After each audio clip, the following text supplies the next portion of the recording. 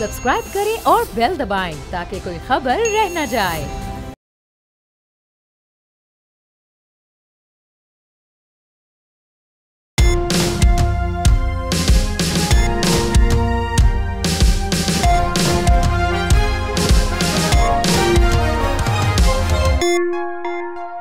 बिस्मिल्लाहिर्रहमानिर्रहीम, अस्सलाम वालेकुम। आप देख रहे हैं प्रोग्राम तब्दीली और मैं हूं जवाद कमाल। आज कोर कमांडर्स कॉन्फ्रेंस की गई जिसमें यह वाजे कर दिया गया है कि भारतीय फौज की जो कार्रवाइयां हैं वो इश्तियाल अंगेजी को हवा देती हैं और इसी तरीके से मकबूजा कश्मीर के अंदर पहलगाम वाक़े को जवाज बनाकर मासूम शहरियों को निशाना बनाया जा रहा है। इस तरह के वाक़यात के जरिए फोरम के शुरा ने कहा कि भारत स्टेटस को तब्दील करने की कोशिश करता है। जिस तरीके से 2019 में आर्टिकल 370 की मनसूखी की गई, मकबूजा कश्मीर में स्टेटस को तब्दील करने की कोशिश की गई, इसी तरह की कोई काविश की जाती है और जो इंसानी हुकूक की पामाली हो रही है उस पर भी तशवीश का इजहार किया गया। यह भी वाज़े कर दिया गया कि पाकिस्तान की जो कोशिशें हैं मगरबी सरहदों की और इक़्तिसादी बहाली की काविशें, पाकिस्तान की तवज्जो वहाँ से हटाने की कोशिश है। इसके अलावा ये भी कोर कमांडर कॉन्फ्रेंस में शुरा की जानिब से वाज़े कर दिया गया कि अगर भारत ने किसी भी किस्म की जारियत की तो उसका मुंह तोड़ जवाब दिया जाएगा। तमाम कोर्स को मुकम्मल तौर पर एक्टिव कर दिया गया और ये कह दिया गया कि भारत की जारियत के लिए मुकम्मल तौर पर चौकस और चौकन्ना रहे। पहलगाम वाक़े को जवाज बनाकर पाकिस्तान पर हमले का प्रोग्राम तो अब खाक में मिल चुका है, लेकिन मोदी सरकार इस नाकामी को तस्लीम करने को तैयार नहीं है। इजलासों पर इजलास बुलाए जा रहे हैं, जंगी जुनून को आगे कैसे बढ़ाना है, पाकिस्तान पर हमला करने जैसे नापाक इरादों के लिए नित नए ऑप्शन सोचे जा रहे हैं। ऐसे में मोदी की अपनी ही फौज के हाजिर सर्विस अफसरान राज अफशा कर रहे हैं और झूठ की आंच पर चढ़ाई गई हांडी बीच चौराहे पर लाकर फोड़ रहे हैं। नाम निहात सेक्युलर और जाली जमहूरियत के अलमबरदार भारत के चेहरे से नकाब को नोच कर उतार फेंक रहे हैं। जनरल MB कुमार के बाद अब लेफ्टिनेंट जनरल DS राणा निशाना बने हैं। जनरल राणा को लीक डॉक्यूमेंट के मामले पर काला पानी की सजा सुना दी गई है। जो डॉक्यूमेंट लीक हुए हैं उनमें बिल्कुल वाज़े था कि जो पहलगाम फॉल्स फ्लैग ऑपरेशन था उसके प्लान के मुताबिक हमले के 36 घंटे के बाद पाकिस्तान मुखालिफ बयानियां बनाना था, लेकिन मोदी के अपने ही गोदी मीडिया ने वाक़े के 5 मिनट बाद ही पाकिस्तान पर इल्ज़ाम लगाकर इस सारे बयानियों को ज़मी बोस कर दिया है। लीक डॉक्यूमेंट में यह भी बिल्कुल वाज़े था कि किस तरीके से भारतीय फौजी अफसरान दहशतगर्दों से राबते में हैं और एक झूठा ऑपरेशन करवाया जा रहा है, जिससे यह बात भी साबित होती है कि भारतीय फौज और दहशतगर्द एक ही हैं। और ताज़ा बिजली तो JD Vance के बयान से गिर गई है, जिन्होंने भारत को मुतनब्बे कर दिया है कि वो कोई गलत कदम ना उठाए। अब दुनिया भर में भारत को सुबकी का सामना करना पड़ रहा है। भारत हवास बाख्ता हो चुका है, बौखलाहट का शिकार है। पाकिस्तान ने तहकीकात में ताउन की पेशकश कर दी है और पाकिस्तान के DGISPR ने बिल्कुल वाज़े कर दिया था कि अगर आपने जंग का रास्ता चुनना है तो फिर ये आपकी चॉइस है और इसे फिर लेकर कहां तक जाना है ये हमारी मर्जी होगी। लेकिन आज की जो कहानी है वो एक माँ की है, एक बीवी की है, एक बेटी की है जो 41 साल तक भारत को अपना घर समझती रही। एक पाकिस्तानी खातून जिसने भारतीय शहरी से शादी की, वहाँ जिंदगी गुजारी, बेटियां पैदा की, एक खानदान बसाया, मगर अब एक अचानक फैसले ने उसे अपने ही घर से निकाल दिया। वो खातून जो कहती है पहलगाम हमले से हमारा कोई ताल्लुक नहीं है, फिर हमें क्यों निकाला जा रहा है, वो आज पाकिस्तान वापस भेजी जा रही है जहां उसका कोई ठिकाना नहीं है। दिल चीर देने वाला लम्हा जब एक माँ को अपनी बेटियों से जुदा होना पड़ा। एक तरफ घर, खानदान, यादें और दूसरी तरफ एक ऐसी सरजमीन जिससे 41 साल पहले नाता टूट गया था। ये सिर्फ एक फ़र्द की कहानी नहीं है बल्कि एक मुआशरे का आईना है। मज़हब, कौमियत और सियासत इंसानियत पर भारी पड़ने लगे हैं। क्या जिना का दो कौमी नज़रिया सच साबित हो रहा है? क्या वाकई हिंदू और मुसलमान साथ नहीं रह सकते हैं? इस खातून की कुछ इसी तरह की दास्तान है। जम्मू कश्मीर के एक मुस्लिम खानदान की ये सिर्फ एक सरकारी एहलकार की फरियाद नहीं है बल्कि एक पूरी कौम की चीख है जो दुहाई दे रही है कि उन्हें उन्हीं की ज़मीन से बेदखल किया जा रहा है। कश्मीरी मुसलमान जो दहाइयों से मकबूजा जम्मू कश्मीर में अपनी खिदमात अंजाम दे रहे हैं, आज मोदी सरकार के एक सोचे समझे मंसूबे के तहत ज़बरदस्ती पाकिस्तान धकेले जा रहे हैं। 27 साल से पुलिस फोर्स का हिस्सा बनकर मुल्क की खिदमत करने वाला कश्मीरी एहलकार आज बेबसी से पुकार रहा है कि मेरा जुर्म क्या है, भारतीय पासपोर्ट रखने के बावजूद मुझे क्यों बेदखल किया जा रहा है। उसकी अहलिया की फरियाद दिल दहला देती है। हमारा पाकिस्तान में कोई रिश्तेदार नहीं है, हर तो यही है। पुलिस ऑफिसर और अहलिया भारतीय सरकार की हिंदुत्वा पसंदी ने पूरे भारत को अपनी लपेट में ले लिया है और सिर्फ कश्मीर ही नहीं, पूरे भारत में शरपसंद हिंदू मुसलमानों पर अरसा हयात तंग करने के लिए किसी भी हद तक जाने के लिए तैयार नजर आ रहे हैं। पहलगाम हमले के बाद एक और तूफान मुसलमानों पर अब टूट पड़ा है। न सिर्फ उनके घरों पर हमले किए गए बल्कि अब उनकी रोजी रोटी भी छीनी जा रही है। भारत में हिंदुत्व की आग इस हद तक भड़क चुकी है कि मुसलमानों को 2 दिन में दुकानें खाली करने का अल्टीमेटम दिया जा चुका है। वो मुसलमान मजदूर जो बरसों से हिंदू दुकानों में काम कर रहे थे, आज सिर्फ अपने अकीदे की बुनियाद पर निकाले जा रहे हैं। रैलियों में खुलेआम ऐलान हो रहा है कि आइंदा किसी मुसलमान को नौकरी ना दी जाए वरना अंजाम बुरा होगा। हरियाणा के एक हिंदू इंतहा की जुबान से निकलने वाले अल्फाज कुछ यूं रहे कि अगर हमारे लोगों ने हथियार उठा लिए तो फिर कोई नहीं बचेगा। ये सिर्फ एक धमकी नहीं है, एक नस्ल कुशी की पेशगोई लगती है। खौफ अब इस बात का है कि गुजरात का कसाई अब सिर्फ इंतहा पसंदाना सोच के साथ सिर्फ अब गुजरात तक ही महदूद नहीं है, पूरे हिंदुस्तान पर काबिज है, क्योंकि ये सब कुछ भारतीय पुलिस की निगरानी में हो रहा है, मोदी सरकार की खामोश हिमायत से हो रहा है। अब सवाल यह है कि क्या अब भी दुनिया खामोश तमाशाई बनी रहेगी और भारतीय मुसलमानों को मोदी के रहमो करम पर छोड़ देगी? नहीं, ऐसा नहीं होगा। दुनिया ने अब आवाज उठाना शुरू कर दी है और ताजा बिजली जो भारत पर गिरी है वो नायब अमरीकी सदर जेडी वेंस के बयान के बाद गिरी है, जिन्होंने भारत को मुतनब्बे किया है कि किसी भी किस्म का कोई गलत कदम ना उठाए जिससे खित्ते में कशीदगी पैदा हो और मामला जो है वो संभलने में नहीं आए। इसके अलावा जो भारत ने पूरी दुनिया को इंगेज करने की कोशिश की है उसमें भी उसे नाकामी का सामना करना पड़ा। दुनिया भर से मजम्मत तो आई लेकिन सिर्फ हमले की किसी भी मुल्क ने, किसी भी सरकारी अफसर ने पाकिस्तान का नाम तक नहीं लिया है, क्योंकि दुनिया जान चुकी है जो लीक डॉक्यूमेंट सामने आ रहा है उससे भारत का दुनिया भर में मजाक बनकर रह गया है और जिना का जो नजरिया है वो बिल्कुल सच साबित हो रहा है इस तमाम तर सिनेरियो के अंदर। इस अहम मामले पर बात करेंगे। अपने मेहमानों का आपसे तारुफ करवाऊंगा। हमें ज्वाइन किया है वजीर मुमलिकत बराए सखाफत व विरसा हुज़ैफा रहमान साहब। आपका बहुत बहुत शुक्रिया प्रोग्राम में अपना कीमती वक्त देने के लिए। IPP के सीनियर रहनुमा खुर्रम हमीद रोकड़ी साहब हमें प्रोग्राम में ज्वाइन करेंगे, आपका भी बहुत बहुत शुक्रिया। और सीनियर दिफाई तज्ज़ियाकार major general retired Zahid Mahmood साहब हमारे साथ शो का हिस्सा होंगे। जाहिद साहब आपका भी बहुत बहुत शुक्रिया। खुर्रम हमीद रोकड़ी साहब आपसे आगाज़ करना चाहूँगा। जो इस वक्त चल रहा है भारतीय फ़ौज के अंदर पहलगाम वाक़े के बाद में उनके अपने ही अफसरान हैं, हंडिया को बीच चौराहे पर लाकर फोड़ रहे हैं, जो डॉक्यूमेंट्स लीक हुए हैं और उसके बाद में पहले MV कुमार, उसके बाद में अब आज DS राणा को भी काला पानी की सज़ा दे दी गई है। आप क्या समझते हैं? बयानिया तो मुकम्मल तौर पर ज़मीन बोस हो गया, सब तदबीरें उल्टी बढ़ती जा रही। देखिए, अफवाह जो होती हैं किसी भी मुल्क की, उनकी क्रेडिबिलिटी रहती तब है जब उनकी हुकूमतें और उनका जो वफाक होता है वो उनको ओन करे, उनकी पब्लिक उनको ओन करे।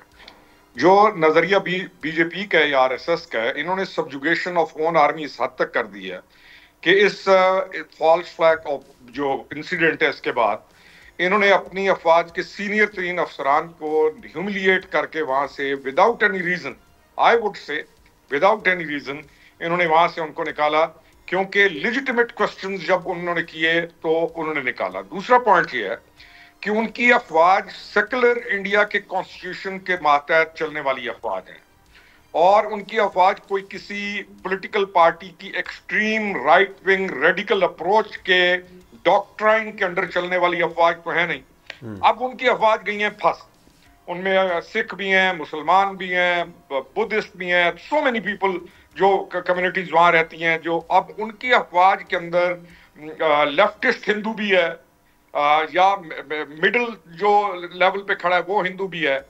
तो अब उनकी अफवाज भी फंस गई हैं कि क्या वो नजरिया भारत जो कि कॉन्स्टिट्यूशन के तहत है, जिसमें एक सेकुलर इंडिया है, उसको फॉलो करें या वो एक रेडिकल फार राइट एक्सट्रीमिस्ट जो एजेंडा है आरएसएस का उसको फॉलो करें, क्या वो ब्राह्मण के नीचे उनकी कोई अफवाज हैं या वो इंडिया के कॉन्स्टिट्यूशन के तहत अफवाज हैं। तो उनके लिए बड़ा बड़ा इस वक्त एक इशू है और उनको सबजुगेट भी किया जा रहा है। उनकी अफवाज की उनके अपने मुल्क के अंदर कोई कदर नहीं है। तो ये क्राइसिस है जिसको इंडिया फेस कर रहा है।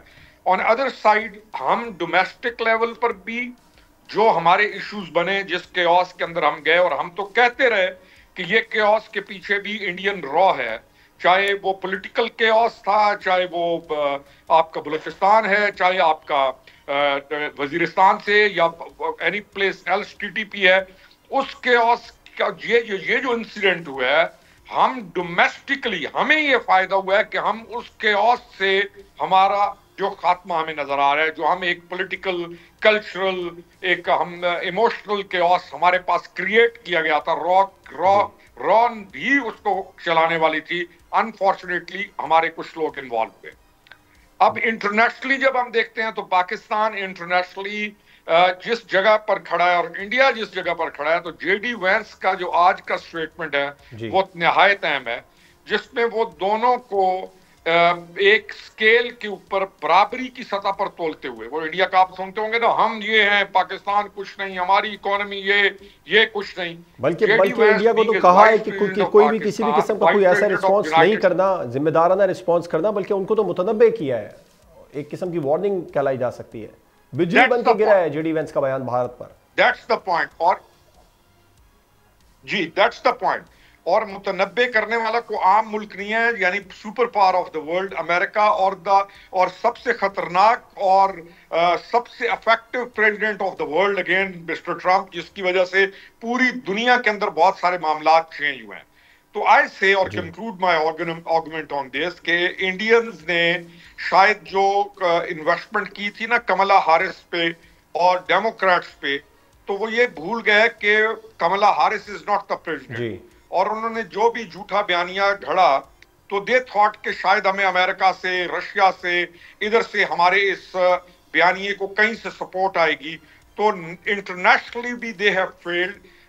जब वो फेल होते हैं इंटरनेशनली तो ऑटोमेटिकली वी विन इंटरनेशनली, क्योंकि हमने निहायत मैच्योरिटी के साथ, बिल्कुल ऐसे ही है। अब जो सुक्की का सामना है उसके बाद में भारत क्या करेगा, मैं इस पर आपसे बात करूंगा। उज़ैफर रहमान साहब, आपकी तरफ आता हूं। आलमी सतह पर भारत का ये जो लीक डॉक्यूमेंट है, इन्होंने मजाक बनाकर रख दिया है, और फिर इसी जो लीक डॉक्यूमेंट है उसके बाद में भारतीय फौज ताज के पत्तों की तरह बिखरती जा रही है। अब तक जितने भी महाज भारत ने खोले हैं, उन तमाम महाजों पर भारत को शिकस्त का सामना करना पड़ा है। रियासत की कितनी बड़ी कामयाबी है? जी बहुत शुक्रिया जी। मैं ये समझता हूँ कि ज़ाहिर है पाकिस्तान एक इंडिपेंडेंट स्टेट है और पाकिस्तान की एक इंडिपेंडेंट खारजा पॉलिसी है, और उस तमाम चीज़ों को मद्देनज़र रखते हुए जब भारत ने ये एक झूठा प्रोपेगेंडा घड़ा और एक प्लांटेड अटैक को पाकिस्तान से जोड़ने की कोशिश की, तो पाकिस्तान की गवर्नमेंट ने, प्राइम मिनिस्टर ने, डिप्टी प्राइम मिनिस्टर ने, जो मिनिस्टर ऑफ फॉरेन अफेयर्स भी हैं, पूरी दुनिया को ना सिर्फ हकाइक से आगाह किया, बल्कि जब प्राइम मिनिस्टर साहब ने बहुत ही स्मार्ट मूव की और जब वो काकुल में थे और उन्होंने कहा कि हम इसकी न्यूट्रल इंडिपेंडेंट तहकीकात कराने को तैयार हैं, तो उस दिन भारत का जो बयानिया है वो ज़मीन बोस हो गया था। और ज़ाहिर है साहिबुल राय लोग दोनों तरफ मौजूद हैं, बॉर्डर के इस तरफ भी हैं, बॉर्डर के उस तरफ भी हैं। ये जितने भी लोग हैं जिन्हें हटाया गया है, कुछ लोगों ने खुद इस्तीफा दिया है, वजह यही है कि आप सिर्फ और सिर्फ अपना वोट बैंक बढ़ाने के लिए, और अगर आप इलेक्शन जो मुतवक्के हैं उसमें अगर आपको शिकस्त नज़र आ रही है, भारतीय जनता पार्टी का नैरेटिव बिक नहीं रहा, तो आपने उसमें पॉपुलैरिटी रीगेन करने के लिए एक प्लांटेड जो है वो कार्रवाई पाकिस्तान से जोड़ने की कोशिश की। तो ज़ाहिर है उनकी भी लॉ एनफोर्समेंट एजेंसीज में कुछ ऐसे लोग होंगे ज़रूर जिन्होंने एतराज़ भी किया और अपने ओहदे भी छोड़े, और कुछ लोगों ने मोदी सरकार की मंशा और मोदी सरकार की मर्जी के मुताबिक कुछ इक़दाम करने से भी इनकार किया। इस वजह से ज़ाहिर है उन लोगों ने असूली स्टांस लिया, और मैं समझता हूँ कि उन लोगों का असूली स्टांस पाकिस्तान के मौक़िफ़ की एक जीत है। पूरी दुनिया के ख़ास तौर पर जो सुपर पावर अमेरिका है, उसके बाद हमारा जो हमसाया मुल्क चाइना है, रशिया है, ये सारे मुल्क बड़े क्लोजली इस सूरत हाल को ऑब्जर्व कर रहे हैं। और मैं समझता हूँ कि पाकिस्तान को तो अपना नैरेटिव दुनिया के सामने मज़ीद बिल्ड करने की अब ज़रूरत ही नहीं है। अब भारत के अपने अफसरान, एयर चीफ की बरतरफी हो या उनके कंसर्न कोर कमांडर की या बाकी इंटेलिजेंस के लोगों की, तो ये इस बात की गमाजी करती है कि एक झूठा जो ऑपरेशन है वो पाकिस्तान से जोड़ने के मुखालफत करते हुए इन लोगों को हटाया गया, या इन लोगों ने अपने ओहदे छोड़ दिए, या मोदी की मंशा के मुताबिक ये लोग नहीं चले। तो मैं समझता हूँ हमारी एक बहुत बड़ी कामयाबी है। पाकिस्तान खुद हमेशा दहशतगर्दी का शिकार रहा है। अगर देखा जाए, हमारा वेस्टर्न बॉर्डर दहशतगर्दी का शिकार रहा। अगर आप बलूचिस्तान की बात करते हैं तो वहां पर जितनी भी इंसर्जेंसीज, वो ज़ाहिर इंडिया फंडेड हैं। इससे पहले कनाडा ने भारत का मस्त चेहरा आश्कार किया जब उन्होंने बताया कि हमारे दाखिली मामलात में मुदाखलत कर कर और भारत ने स्टेट ओन दहशतगर्दी की, और उसमें एक सिख रहनुमा की जो हलाकत है वो दुनिया से ढकी छुपी नहीं है। तो ये सारी चीजें दुनिया के सामने है, और मैं समझता हूँ कि दुनिया मजीद जो है भारत का मस्त चेहरा देख रही है, और ये पाकिस्तान की फॉरेन पॉलिसी की कामयाबी है। तैयार नहीं है। बिल्कुल ठीक है उज़ैफर साहब, आपका पॉइंट आया। जाहिद साहब, आपकी तरफ आऊंगा। कोर कमांडर कॉन्फ्रेंस में भी बिल्कुल वाज़ेह कर दिया गया, तमाम कोर्स को चौकन्ना रहने की हिदायत की गई, तमाम महाजों को बिल्कुल पहले से ही एक्टिव थे, उन्हें मजीद एक्टिव करने का कह दिया गया, और हर हमले का मुंह तोड़ जवाब देने का कहा गया है। एक तो आप इसका रिस्पॉन्स कीजिएगा, दूसरा ये कि तो भारतीय फौज है, लीक्ड डॉक्यूमेंट जो हुए, जो सामने आए, हर तरह के महाज में उसे नाकामी का सामना करना पड़ा। उसमें एक बात तो बिल्कुल वाज़ेह हुई कि किस तरीके से उन लीक डॉक्यूमेंट्स में वो दहशतगर्दों को उनके फौजी अफसरान इंस्ट्रक्ट कर रहे हैं, हिदायत दे रहे हैं कि इस तरीके से करना है। तो एक ये बात तो बिल्कुल तय हो गई इन डॉक्यूमेंट्स के बाद में कि भारतीय फौज और दहशतगर्द एक ही हैं। जी देखिए, बिस्मिल्लाहिर्रहमानिर्रहीम, हमें इस वक्त जो चैलेंज है जी, न सिर्फ हमें बल्कि पूरे वर्ल्ड को जो चैलेंज है वो इस हिंदुत्व की जो एप्लीकेशन सेफ्रोनाइज्ड भारत जो बना दिया है मिस्टर मोदी ने, आरएसएस के गमले में उगने वाले इस पौधे ने, तो उससे पूरे भारत को एक डीप स्टेट बना दिया जी। जितने भी एलिमेंट्स ऑफ पावर है, खासतौर पे उनकी मिलिट्री इंटेलिजेंस रॉ, अब ये लगता है कि ये अपने ऑर्डर्स डायरेक्टली जो है वो वहां से ले रही है, मोदी साहब से, भारतीय जनता पार्टी से, जिसने सबसे ज्यादा जो अगर वो दुश्मनी किसी के साथ इस वक्त कर रहे हैं ना जवाद साहब, तो वो भारत की आवाम है। हमें भारत की आवाम से अफसोस करना चाहिए इस घड़ी पे, इस मुश्किल घड़ी पे, क्योंकि भारत की जो जिंदगी है, जो लाइव्स है एक आम भारतीय की, वो अब माने नहीं रखती। वो फॉर्डर के तौर पे यूज कर रहे हैं। जैसे अभी 26 लोग इन्होंने मारे हैं, पुलवामा में जैसे मारे गए, 2000 में जैसे सिखों को मारा गया, और वो बिल क्लिंटन ने जो वो लिखा अल्ब्राइट की बुक में जो लिखा हुआ है कि अगर मैं इंडिया ना जाता तो शायद ये सिख आज जिंदा होते। तो ये हिंदुत्व का जो एक्सट्रीमिस्ट नेशनलिस्ट थॉट है, सेफ्रोनाइज्ड भारत की जो एप्लीकेशन है, ये उसका विक्टिम हो रहा है। अभी तो ये जो लीक डॉक्यूमेंट्स हुए हैं, मुझे तो लगता है कि अंदर से किसी ने लीक किया, क्योंकि वो तंग आ रहे हैं इस मोदी की पॉलिसी से कि वो अपने जो भारत को जिन एजेंसीज ने या जिन लोगों ने जोड़ के रखना है, जिस फौज ने उसको जोड़ के रखना है, उसकी हिफाजत करनी है, उसको वो अपने मजमूम हिंदुत्व अजाइम के लिए इस्तेमाल कर रहा है। हेट 2024 यूनाइटेड नेशन की रिपोर्ट है, एवल्यूएशन रिपोर्ट है, हम पाकिस्तान नहीं कह रहा, वो कहता है जी 86% इजाफा हुआ है हेट के बीच पे, जिसमें से 76% target is the Muslims. Kashmir 370-35A, मुसलमान जो बाकी भारत में है, वो वक्फ बिल आप देख ले जो लाया गया है, सिटीजन एक्ट लाया गया है, एंटी काउ और इस तरह की चीजें, एंटी मुस्लिम लॉज जो लाए गए हैं। अब अपने रीजन में तो ये फेल हो रहा है जी, जहां से अखंड भारत का उसका जो ख्वाब है, और वो पूरे दुनिया में अब ट्रांसनेशनल अपने टेररिज्म को ले गया है। पता नहीं ये किस तरफ दुनिया को ले जाना चाहते हैं, लेकिन अब इनका पाला पड़ा है पाकिस्तान के साथ। मैं इसको जवाद साहब अपॉर्चुनिटी कहता हूँ, God given opportunity, and thank you mister Modi कि आपने पाकिस्तान को एक अपॉर्चुनिटी दे दी है to reset the course, reset the discourse and to reset the chess board in this region. हमने इसी माइंडसेट के साथ जवाब रहना है। हमने प्रोटेक्टेड एनवायरनमेंट में, इसने कॉन्फ्लिक्ट में हमें रखना है। हमारी आने वाली नस्लों के लिए अब हमें एक ऐसी स्ट्रेटजी बनानी होगी जो इस माइंडसेट का मुकाबला कर सके। इंडिया की मिलिट्री का मुकाबला करना, इंडिया की इज नो बिग इशू, वो मिलिट्री को भी यूज कर रहे हैं। अभी कमांडर को उन्होंने सैक किया है। अभी उज़ैफा साहब जैसे बता रहे थे राइट कि जी डिप्टी एयरफोर्स कमांडर को सैक किया है। भारत के अंदर सेम वॉइसेस तीसरे अफसर हैं ये फौजी, डीएस राणा जो है वो थर्ड है, एमवी कुमार भी थे, फिर उसके बाद में एक सिंह थे, फिर अब ये डीएस राणा है, जिन्हें वो पूरी उखाड़ पछाड़ चल रही है फौज के अंदर भारतीय। देखिए अक्लमंद लोग हैं जी उनकी फौज में भी और इंडिया के बीच में भी, जो समझते हैं कि ये जो जंग पाकिस्तान से करेंगे वो एग्जैक्टली एंड स्टेट को जानते हैं, वो पाकिस्तान की कैपेबिलिटीज को जानते हैं, वो पाकिस्तान की कैपेसिटीज को जानते हैं, वो अपने मुल्क के लिए भी तबाही में कैसे शामिल हो सकते हैं। अभी ये जो फौज है ना जी, इंडियन आर्मी, इंडियन रॉ, वो जाती मजमूम पॉलिटिकल ऑब्जेक्टिव्स हासिल करने के लिए, नेशनलिस्ट ऑब्जेक्टिव्स हासिल करने के लिए वो अपने ही लोगों के मर्डर तक पहुंच गए। वो अपनी मिलिट्री को मरवा देते हैं, वो अपने मिलिट्री के लोगों को मरवाते हैं टू इस्टेब्लिश अ कासस बलाय for the conflict with Pakistan, और अपने टेररिज्म को छुपाने के लिए अपनी ये जो हिंदुत्व की सोच है उसको बढ़ावा देने के लिए वो मरवा देते हैं। तो वो तो अपनी सोसाइटी का दुश्मन हो गया जी। अब भारत को स्कूटनी करनी है। बिल्कुल, मोदी की जो पॉलिसियां हैं वो इंडिया को ही ज्यादा डैमेज कर रही हैं। नाज़रीन, प्रोग्राम में वक्त हुआ एक ब्रेक का, जिसके बाद डिस्कशन को आगे बढ़ाएंगे। वेलकम बैक नाज़रीन। पहलगाम में होने वाले मुबैना दहशतगर्दी के वाक़े के बाद भारत ने एक बार फिर पुराने हरबे अपनाते हुए पाकिस्तान पर बेबुनियाद इल्जामात आयद किए, मगर इस बार जवाब सिर्फ पाकिस्तान से नहीं आया, बल्कि सिख बरादरी भी मोदी सरकार के खिलाफ सरापा एहतजाज बन गई है। भारतीय हाई कमीशन के सामने होने वाला बड़ा मुजाहिरा इस बात का सबूत है कि अब भारत के मजालिम सिर्फ कश्मीरियों तक महदूद नहीं रहे, बल्कि सिखों तक भी जा पहुंचे हैं। और सिख रहनुमा परमजीत सिंह ने खुलकर कह दिया है कि दुनिया भर में भारतीय सिफारत खाने दहशतगर्दी के मराकज बन चुके हैं और कनाडा और अमेरिका में आबाद सिखों के खिलाफ जारी भारतीय कार्रवाइयां अब सब पर आया हो चुकी हैं। गुरचरण सिंह ने दो टोक ऐलान किया कि सिख अपने पंजाब की धरती को पाकिस्तान के खिलाफ इस्तेमाल नहीं होने देंगे। आज वक्त आ गया है कि दुनिया भर की सिख बरादरी मुत्तहिद हो, भारत के तौसी पसंदाना अज़ाइम के खिलाफ खड़ी हो और खालिस्तान के हक में आवाज बुलंद करे, क्योंकि जुल्म के खिलाफ खामोशी जालिम का साथ बन जाती है। इस अहम मामले पर अब डिस्कशन कर लेते हैं कि जो सिख बरादरी है उसने बिल्कुल वाजे कर दिया है कि वो पाकिस्तान के खिलाफ पंजाब की जमीन को इस्तेमाल नहीं होने देगी। रोखड़ी साहब, आपकी तरफ वापस आऊंगा। पाकिस्तान के जिम्मेदाराना किरदार को आप इस तमाम तर सिनेरियो में किस तरीके से देख रहे हैं?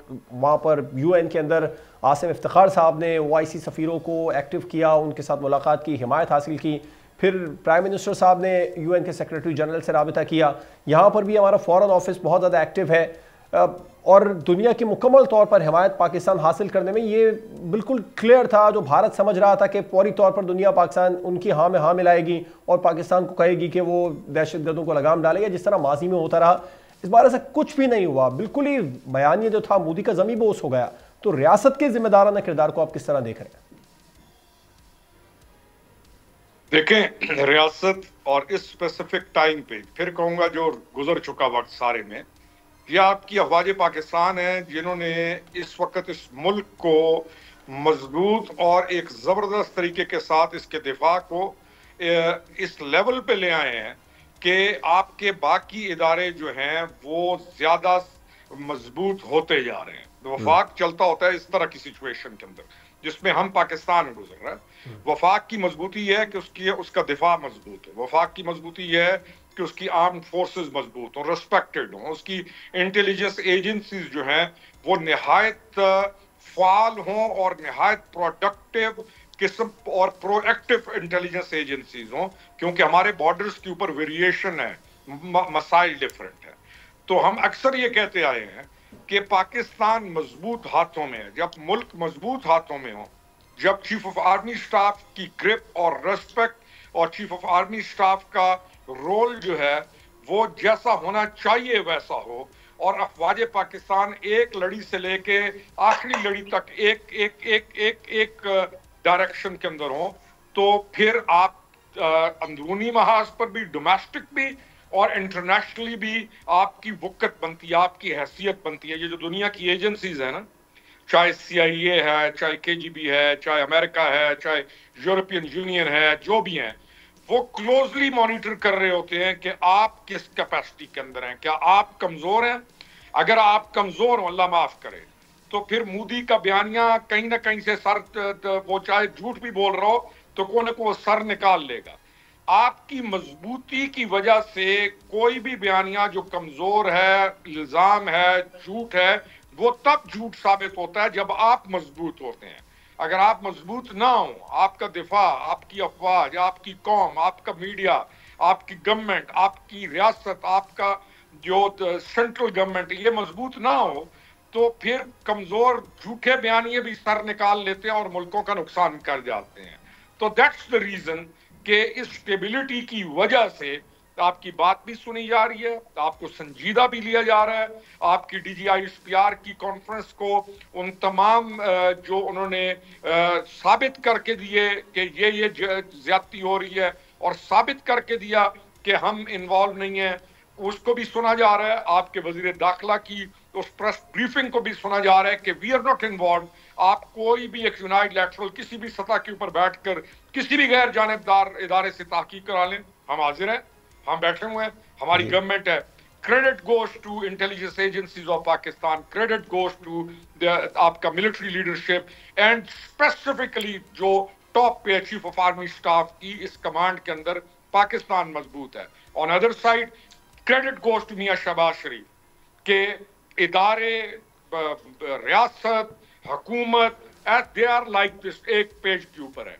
और credit goes to you guys as well, जो आप पे मीडिया हैं, कि मीडिया उनका हमेशा शोर मचा के कव्वों की तरह ड्रामाबाजी करता था, तो आपकी आवाजें कई दफा सुनाई नहीं देती थी, लेकिन आपकी आवाज पिछले कुछ अरसे से, और खास तौर पर इस वाक़े पे आप लोगों ने बहुत उम्दा काम किया। भारत तो सुनना ही नहीं चाहता सर, हम पर तो पाबंदी लगा दी है, बोल न्यूज भी भारत के अंदर ही इस वक्त बंद कर दिया गया है, वो तो आप सुनना ही नहीं चाह रहे, अपने लोगों को दिखाना ही नहीं चाह रहे। वो लगाएगा ना, तो इसीलिए ना आपकी जो बात है वो वैल्यू रखती है, और आप मुहकम बात कर रहे हैं तो उनको वो पैनिक हुए हैं ना।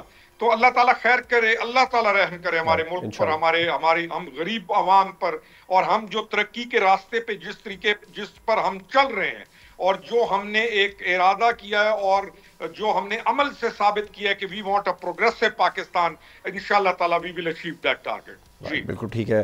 हुज़ैफा रहमान साहब, जो इंसानी हुकूक की खुल्लम खुल्ला खिलाफ वर्जियाँ वहाँ पर हो रही हैं भारत के अंदर, ख़ास तौर पर मुसलमानों के साथ, जिस तरीके से मुसलमानों को कारोबार तक करने से वहाँ पर अब मना कर दिया गया, 2 दिन का अल्टीमेटम दे दिया गया, जो हिंदू दुकानदार हैं उन्हें वाजे कर दिया गया किसी मुसलमान को नौकरी पर ना रखो, और जो मुसलमान वहाँ पर पहले से नौकरी पर मौजूद है उन्हें 2 दिन का टाइम दिया गया, निकाल दिया जाए। एक खातून की फरियाद ने दिल दहला दी है, जो 41 साल से भारत में थी, और उनकी वहाँ पर उनकी शादी हुई थी, पाकिस्तान से गई थी, और वो कह रही थी कि मैं अपनी बेटियों को छोड़ कर जा रही हूँ, मुझे जुदा किया जा रहा है, पाकिस्तान में अब मेरा कोई भी नहीं है। ज़रा उस पर भी कह दीजिए, रियासत ओन करेगी क्योंकि यकीनी तौर पर उन्हें पाकिस्तान भेजा जा रहा है। ये जाहिर है, ऑब्वियसली पाकिस्तान ने तो हमेशा उनको भी ओन किया है जो हमारे नहीं हैं। हमने तो पिछली 2 दहाइयों से इस रियासत ने एक माँ का किरदार अदा करते हुए अपनी झोली में 30 लाख अफगानी को जो है अपनी आगोश में जो है पनाह दी, अपनी है, और ये तो जी जी, और बिल्कुल दुरुस्त आपने फरमाया, ये तो ज़ाहिर है हमारी पाकिस्तानी अपनी नेशनल है। अगर भारत ये मस्त चेहरा अपना दिखा रहा है, जो मोदी सरकार जब से ये इक़्तिदार में आई है, इनका तीसरा टेन्योर है, चाहे बाबरी मस्जिद का वाक़या हो, चाहे हिंदू शिद्दत पसंदी के वाक़यात हों, चाहे गुजरात के अंदर मुसलमानों की नस्लकशी का मामला हो, हमेशा मोदी सरकार ने, भारतीय जनता पार्टी ने कोई एक मौका भी अपने हाथ से जाने नहीं दिया। और अब भी जो ये हरकत कर रहे हैं, भारत के अंदर एक बहुत बड़ी तादाद मुसलमानों की मौजूद है, तकरीबन मेरे ख्याल से चंद साल पहले तो 25 करोड़ थी, अब आबादी 30-35 करोड़ हो गई होगी। तो जाहिर है पूरी दुनिया भी देख रही है भारत में जो 25 से 30 करोड़ जो मुसलमान मौजूद हैं, वो भी जाहिर है इस सूरत हाल को बहुत करीब से देख रहे हैं। और जो पाकिस्तान का एक स्टांस है कि भारत इंसानी हुकूक की खिलाफ वर्जियाँ करता है, फंडामेंटल राइट्स की वायलेशन करता है, ह्यूमन राइट्स की वायलेशन करता है, ये उसकी जीती जागती मिसाल है, जो कि आपने मुझे जिस वीडियो का जिक्र किया और जिस खातून का बताया। और मैं समझता हूँ कि इस तरह के शर्मनाक और इस तरह की जो शरअंगेज़ी पे मबनी इक़दामात हैं, उससे भारत जो है पूरी दुनिया के सामने एक्सपोज हो रहा है। जिस तरीके से भी रोकड़ी साहब ने बहुत खूबसूरत बातें की कि पूरी दुनिया और ख़ास तौर पे दुनिया की जो मानवीय इंटेलिजेंस एजेंसीज़ हैं, वो इस सूरत हाल को बड़ा क्लोजली ऑब्जर्व कर रही हैं, और पाकिस्तान ने ऐसा कुछ यहाँ पर नहीं किया। कोई आपने एक मिसाल नहीं देखी कि कोई ऐसा, ज़ाहिर पाकिस्तान में भी बहुत चाहे तादाद कम हो, लेकिन बहुत सारे हिंदूज़ ज़ाहिर शादी होकर यहाँ पर आई हैं और ज़ाहिर और आबाद भी हैं। तो हम रियासत इतना माइन्यूटली नहीं गई, और यहाँ रियासत ने इतना जो है अपना कंजेस्टेड माइंड होकर चीज़ों को देखा। ज़ाहिर फॉरेन पॉलिसी में बायलैटरल रिलेशनशिप होते हैं, जो चीज़ दूसरा मुल्क करता है आपको रेसिप्रोकेट करना पड़ता है, और यही फॉरेन पॉलिसी की बुनियाद होती है। उसी बुनियाद पर हमने उनके जो पर्सोना नॉन ग्रेटा डिक्लेयर किए उनके कुछ सफारतकारों को, क्योंकि उन्होंने हमारे सफारतकारों के साथ सलूक किया, हमने उनके वीज़ाज़ कैंसिल किए क्योंकि उन्होंने किया। लेकिन आपने ये देखा कि हमने सिख यात्रियों के लिए गुंजाइश निकल रही थी, दिल खोल कर दी। लेकिन भारत जो है वो ज़ाहिर जो है उसमें रहता है, इंतज़ार में रहता है कि वो मुसलमानों के मुतालिक और बिलखसूस और बिलअमूम पाकिस्तान के मुतालिक कोई भी जो है वो जहर उगलने का मौका हाथ से नहीं जाने देता। और अभी उसकी जीती जागती मिसाल है, आपने भी ज़रा नैरेट किया, अपने प्रोग्राम के तवज्जुह से बताया। तो मैं समझता हूं कि पूरी दुनिया ये देख रही है और भारत का असल चेहरा ये है, जो ये दिखाते हैं कि भारत दुनिया की मानी हुई डेमोक्रेसी है, दुनिया की जो है सेकंड या थर्ड ग्रोइंग इकोनॉमी है, और भारत के अंदर बहुत ज़्यादा जो है डेमोक्रेटिक नॉर्म्स का ख्याल रखा जाता है। जहाँ डेमोक्रेसी होती है वहीं काम नहीं होते। ये सरासर मोदी एक दहशतगर्दी कर रहा है, और पाकिस्तान इन मामलात को भी, हमारा फॉरेन ऑफिस इंशाल्लाह ताला हम इसको इंटेंशनली टेकअप भी करेंगे। जो अप्रोप्रिएट फॉरम्स हैं, यूएन का फॉरम है, बाकी जो बिल्कुल ठीक है, फॉरेन ऑफिस हैं, हम इन दुनिया को अहम तरीन बताएंगे। मामलात में भी बहुत ज़्यादा एक्टिव है। जाहिद साहब, एक और बड़ा अहम मामला यही जो मुसलमानों के साथ हो रहा है, ये सिखों के साथ भी वहाँ पर हो रहा है। 5 फौजी सिखों को पहले वहाँ पर जो गैर सिख फौजी थे, हिंदू फौजी थे, उन्होंने मारा नापाक और खालिस्तानी कहकर, और इसके अलावा फिर सिखों का फौजी काफिले ने 6 मासूम निहत्थे सिखों पर गाड़ी भी चढ़ा दी। सिखों के लिए तो ये बात नई नहीं है जो इस वक्त मुसलमानों के साथ वहाँ पर हो रहा है। जैसे अभी आपने अब से कुछ देर पहले कहा, 2000 के अंदर जब हुआ था, क्लिंटन वहाँ पर आए थे, मैडलिन अलब्राइट ने अपनी किताब में वाजे कर दिया था कि पाकिस्तान तो उस मामले में इन्वॉल्व नहीं था। यकीनी तौर पर अभी जेडी वेंस ने भी पता लगा लिया, पूछ लिया होगा अपनी इंटेलिजेंस एजेंसीज ने, इसीलिए पाकिस्तान का नाम कोई नहीं ले रहा है। तो अब सिखों ने ये तो बिल्कुल क्लियर कर दिया कि वो पंजाब की ज़मीन को पाकिस्तान के खिलाफ इस्तेमाल नहीं होने देंगे। ये कितना बड़ा चैलेंज है भारत के लिए। जी देखिए, भारत जो है इस वक्त डिवीजन हो चुकी है जी भारत की बड़ी क्लियर लाइंस के ऊपर। हिंदुत्व सेफ्रोनाइज्ड हिंदुत्व माइंडसेट जो कहता है कि जी भारत सिर्फ, अच्छा हिंदुओं के बीच में भी सेम वॉइसेस हैं, वो भी इनकी पॉलिसी से बड़े तंग हैं जी।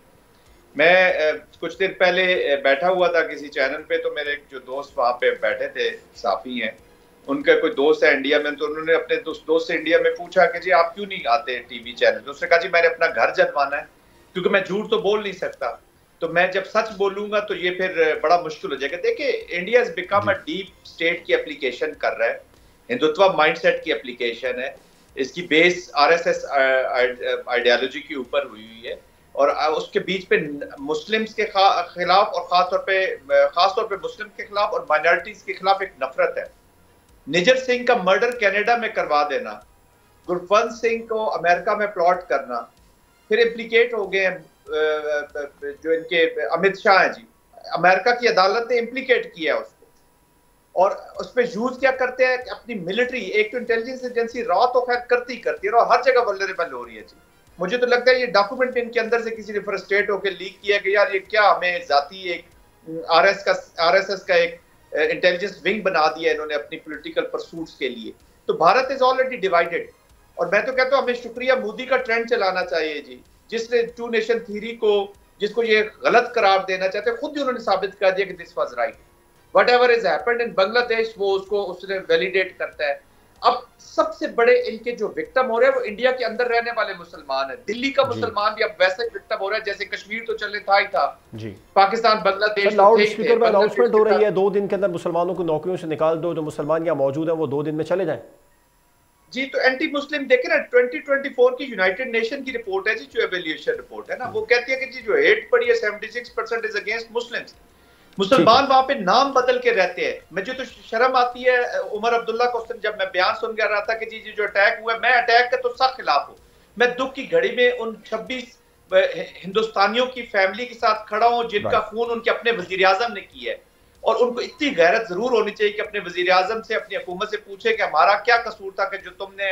बिल्कुल ठीक है, बिल्कुल ठीक है जाहिद साहब, आपका पॉइंट है। कथा कलाम की माज़रत चाहूंगा, प्रोग्राम का वक्त थोड़ा सा कम है। रोकड़ी साहब, आपका मैं लास्ट पॉइंट लेना चाहूंगा। ये जो अब कुछ चल रहा है भारत के अंदर, इस तमाम सिनेरियो में अगर हम देखें तो जिना का नजरिया एक बार फिर से जीत गया है वहां पर। जिस तरीके से वहां पर मुसलमानों का इस्तेहसाल हो रहा है, यकीनी तौर पर जिना को वहां पर जो लोग उस वक्त नहीं मानते थे, अब वो भी यकीनी तौर पर ये कहने पर मजबूर होंगे कि जिना का नजरिया जीत गया। देखें, मुसलमानों का तो इस्तेहसाल वो बहुत यानी जब से वहां से कॉलोनियलिज्म का इख्तिताम हुआ, उसके बाद उन्होंने इनका इस्तेहसाल, बल्कि उससे पहले भी एक अलग गेम है। हम उसको उन्होंने सिखों को कहां छोड़ा, उन्होंने वहां पे रहने वाले जो दूसरी माइनॉरिटीज हैं उनका साथ क्या किया। उन्होंने तो क्रिश्चियंस को, बेचारों को, जो कि उनके नजदीक सबसे डिप्राइव्ड हैं, उन्होंने तो उनकी औरतों को इसी नजरिया ने कपड़े उतार के बाजारों के अंदर रुसवा किया। तो मेरा अपना ख्याल ये है कि हिंदू के अंदर भी डिवाइड मौजूद है। जैसे जनरल जाहिद ने कहा कि लोग परेशान हैं कि वो बोल नहीं सकते बिकॉज ऑफ द रीजन कि something bad will happen to them. तो हम जहां पर अल्लाह ताला का शुक्रगुजार हो कि हमें अल्लाह ताला ने एक इंडिपेंडेंट मुल्क दिया है, हम यहाँ पर महफूज हैं, हम सिक्योर हैं, हमें इस रीजन के अंदर बाकी जो अकवाम हैं, दूसरे हैं, we have to be thinking good for them as well. जैसे इन्होंने कहा जनरल जाहिद ने कि हमें उन हिंदुओं के बेचारे जो मासूम, जो अपनी मूदी की भेंट चढ़े और खुद उन्होंने कत्ल किए, हमें तो उनसे भी इज़हार हमदर्दी है। ये है नजरिया पाकिस्तान, ये है मोहम्मद अली जिन्ना कायद आजम का नजरिया, ये है नजरिया मुसलमानों का, ये है नजरिया ऑल ओवर जो इस रीजन के ऊपर जिसके तहत इस पाकिस्तान ने प्रोग्रेस करना है और करेगा। तो let's hope for the best कि हम इस नेगेटिव नजरिए को, इस डिमोनिक नजरिए को, जो कि एक थ्रेट टू ह्यूमैनिटी है, ह्यूमैनिटी का जो थ्रेट है इस रीजन में ऑल ओवर द ग्लोब, तो लेट्स होप कि we can at least tell the world, and we have done that and the world knows now। बिल्कुल बिल्कुल ठीक है, दुनिया जान चुकी है, बिल्कुल वो एविडेंट है। बिल्कुल ठीक है। खुर्रम हमीद रोकड़ी साहब, हुज़ैफर रहमान साहब और जाहिद महमूद साहब हमारे साथ मौजूद है। आप तमाम मेहमानों का बहुत शुक्रिया। प्रोग्राम आपने देखा नाज़रीन। पाकिस्तान का मौक़िफ़ हक़ और सच पर मबनी है, इसीलिए पाकिस्तान ने तहक़ीक़ात में ताउन की पेशकश कर दी है और दुनिया भर में इसे सराहा जा रहा है, इसे तस्लीम किया जा रहा है। लेकिन मोदी का बयानिया झूठ पर मबनी है, इसीलिए दुनिया इसे मानने के लिए तैयार नहीं है और जल्द पूरा भारत भी मोदी के झूठे बयानी के बोझ तले दब जाएगा। इजाज़त दीजिए, अल्लाह हाफ़िज़।